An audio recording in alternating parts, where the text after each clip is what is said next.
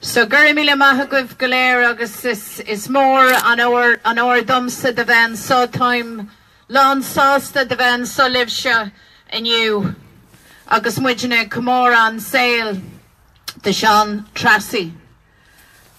I'm very, very pleased and honoured to be here with all of you in Tipperary, here in Kilfeacle again, to commemorate, to memorialise, to celebrate the life of a brave Republican, to honour a dead Féin, a person who gave their all for Ireland, for our country, for our destiny and for our liberty. As you know, this is something of a home from home for me because my mother is a Tipperary woman and she's in the crowd somewhere. Can't just see you from here, Joan. And other members of the Hayes family are also here, and they are most welcome. It really does make it feel like a homecoming. You all know, you don't need me to tell you the proud history that Republicans in Tipperary have. And it's my honour to be amongst you to commemorate the loss of a Republican giant. A giant upon whose shoulders we proudly stand today. Seán Treasagh of Solahead Beg. Seán was, amongst other things, a great lover of An Gaeilge. He was a member of the Gaelic League. He was also a very passionate musician. He played the violin, and his violin survives to this present day in the care of his cousins, the Alices, and it was played as recently as last Thursday night in Baru in Cashel. And I'm advised that the Alice family are here with us today, and you are most welcome, and I'd like you to give them a warm Tipperary Republican welcome. Seán was in very many ways the complete Republican activist and volunteer of his day. In addition to being a passionate Gaeilgeoir and musician, he was also, as you know, a member of the IRB, and then of the Irish Volunteers, and then of the Irish Republican Army. And the stories and tales of his physical heroism are legion. In the aftermath of the 1916 Rising, he was arrested, he did time in jail, he spent time periodically on hunger strike. In 1918, he was made Vice Officer Commanding of the 3rd Tipperary Brigade of the Irish Volunteers. And I suppose it was the action in Solahead Beg the following year that most marked out his political destiny. There is no doubt that the battle cry from Solahead Beg, the initiative taken by volunteers at that time, hastened the day and hastened the hour of rebellion and the further fight for freedom. Seán died in Dublin, on Talbot Street to be precise, on the 14th of October 1920. He had, having fled Tipperary, been a very valued associate of Michael Collins and his squad. And he met his death on a Dublin street. I represent now Talbot Street. It's in the heart of my electoral constituency. And it's not lost on us that when Tip are playing, usually in the hurling, but who knows, it'll be in the football shortly, on All-Ireland final day, that there is something of a pilgrimage to remember this great Republican man and leader. Newspaper articles from the time of his death tell us that his coffin bore a very simple inscription as Gaeilge. It simply said, Seán Treasagh, aged 25, who died for Ireland on the 20th of October 1920. And there's something very simple and very dignified and fitting in that tribute to this remarkable young man who lived and died for his country. I don't think any of us would ever underestimate his courage, or the courage of Dan Breen and their comrades in the 3rd Tipperary Brigade. Their courage, their ingenuity, the stamina and durability of these men will live on forever. Because let's remember what they did. They took on the might of an empire whose soldiers have arrived fresh from the fields of World War I. The black and tans dispatched here, dehumanised and full of imperial rage. Imagine for a moment the determination and the selflessness that it took for a young man reared on a small farm to take on such a fight on behalf of his people. These outstanding men and women of their generation faced down the British system, ultimately forcing them to the negotiating table, staying true to the value and the word of the proclamation that we have just heard, for a free, for an equal and for a Gaelic Irish Republic. They rose to the challenge, and I suppose that ultimately is their legacy to us. Like our leader, our now lost leader, Martin McGuinness, Seán Treasagh didn't go to war. The war came to him.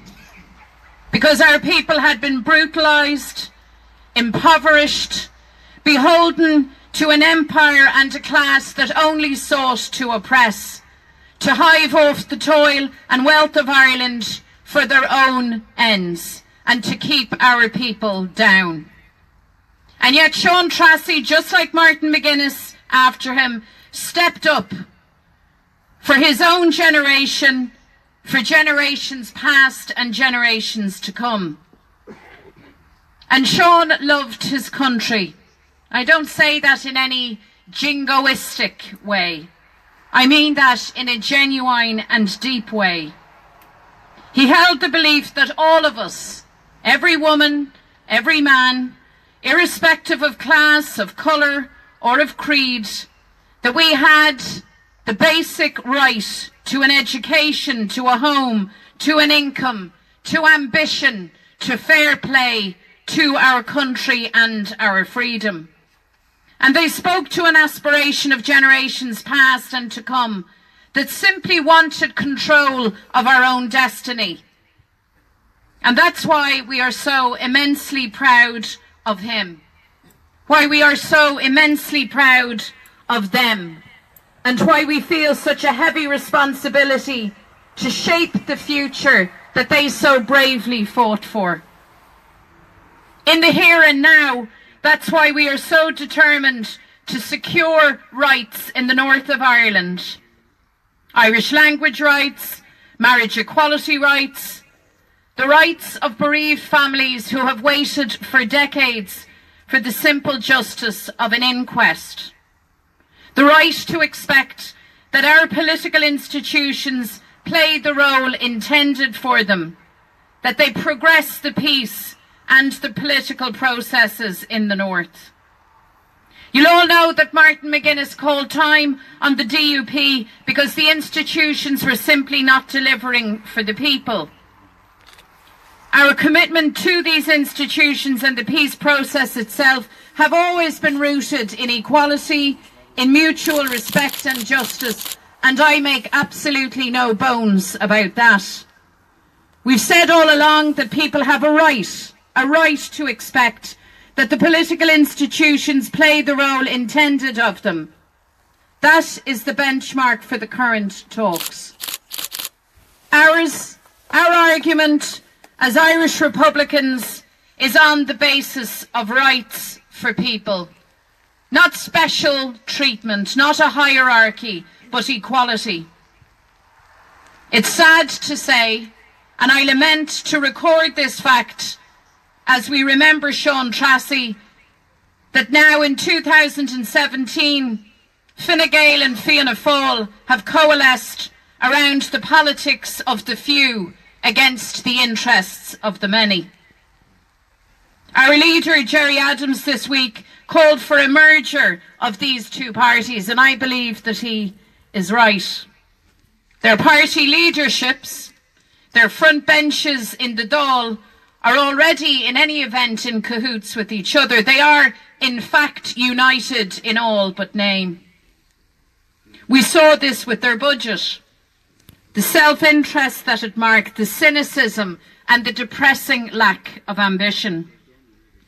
They seem to believe that all it takes to win people over is a few crumbs from the richer man's table. So I've this to say to Fianna Fáil, the Republican Party's leadership. You have fake fights about going into government with Sinn Féin. You say you don't like us. You're not codding anyone. You know and we know that we are the lead opposition in the Dáil. And you know and we know, and we make no apologies for the fact that we will champion the cause of struggling families in urban and rural Ireland, for elderly people who can't access services, for people who can't make the rent or mortgage or afford their childcare, for small business owners, for family farmers. We're on the people's side, and we will deliver for them. Hey.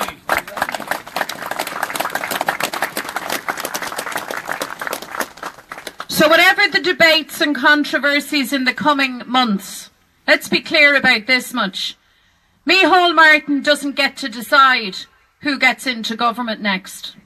Those days are long gone. It is the people of Tipperary and beyond who will make that call. So that's why now, friends, and with an eye to the past, but with an ambition for the future, we need to work together like we have never done before. I say to you, standing here and commemorating Seán Treasagh, a brave Tipperary Republican, that our best days are yet to come. And I believe that they will come soon. I believe that we are ready for government north and south, that we should be unambiguous in stating that and make no apologies for it. I believe that we have the capacity to mend the fractures in Irish society. I believe that we can deliver a united Irish Republic. No party in Ireland has an activist base like Sinn Féin, and that's something that I am really very, very proud of. We are truly a national movement acting in the national cause. We work together, we support each other, and we ask for more to join us on our journey.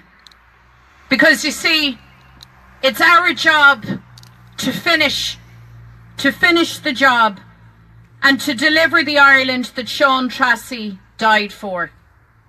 Remembrance is important. Commemoration is sacred. But it's not enough. It's not the end of the story. Finishing it out.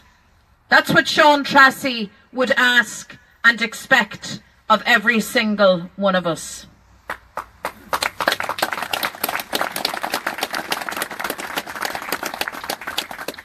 The soldiers of Ireland bore him on high, on their shoulders with solemn tread, and many a heart with tearful sigh wept over our patriot dead. In silence they lowered him into the grave, to rest to the reckoning day. Seán Treasagh, who died his home to save, in Tipperary, so far away.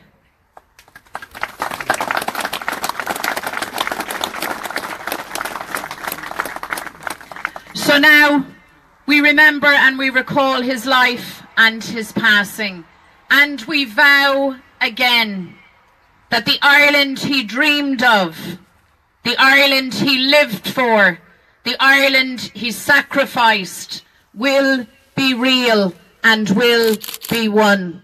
Agus mar a déirtha go dtiocfaidh ar lá. Gur míle maith agaibh go léir.